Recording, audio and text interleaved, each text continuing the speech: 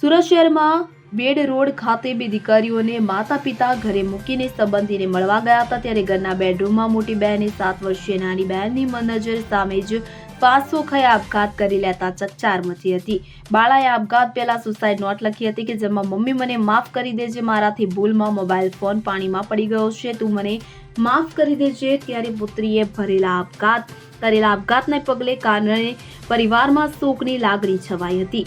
તો મળી આવતી માહિતી અનુસાર શહેરના બેડ રોડ ખાતે જય રણછોડ એપાર્ટમેન્ટમાં રહેતા કપિલ દુધલ મુંબઈ મ્યુનિસિપલ કોર્પોરેશનમાં નોકરી કરે છે અને તેમના પત્ની શહેર મ્યુનિસિપલ કોર્પોરેશનમાં નોકરી કરે છે। તેમના ઘરમાં બે દીકરી 12 વર્ષીય જેનિસા અને 7 વર્ષની નાની દીકરી સરુ અને 2 વર્ષનો દીકરો કાનો રહે છે કે જેમની મોટી દીકરી જેનિસા બેડ રોડ ખાતે આવેલ શારદા એકેડેમી ઇંગ્લિશ મીડિયમ સ્કૂલમાં ધોરણ 7માં અભ્યાસ કરતી હતી। ત્યારે કપિલ શનિ રવિ રજાના દિવસે સુરત પરિવાર સાથે રહેવા આવે છે અને 2 દિવસ પહેલા કપિલ તેની પત્ની અને પુત્ર સાથે સંબંધીના ઘરે મળવા માટે ગયા હતા અને બંને દીકરી જેનિસા અને સરુ ઘરે એકલી હતી। આ દરમિયાન જેનિસાએ ઘરના બેડરૂમમાં પંખા સાથે દુપટ્ટો બાંધી ગળે ફાંસો ખાઈ લીધો હતો। સરુએ બારીમાંથી પાડોશીને બોલાવતા ઘટનાની જાણ થઈ હતી। આ અંગે ચોક બજાર પોલીસે જાણ કરાતા પોલીસ પણ ઘટના સ્થળે દોડી આવી હતી। પોલીસે તપાસ શરૂ કરી હતી કે જેમાં જેનિસાએ લખેલી એક સુસાઇડ નોટ પણ મળી આવી હતી કે જેમાંથી પોલીસ પણ ચોંકી ઉઠી હતી।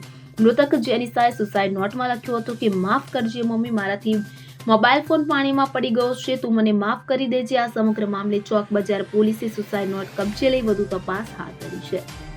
Bureau report CN24 news. હવે જુઓ દેશ દુનિયાની તમામ ખબરો તમારી આંગળીના ટેરવે। ઉઠાવો મોબાઈલ અને Google Play Store પરથી ડાઉનલોડ કરો અમારી CN24 ન્યૂઝ મોબાઈલ એપ।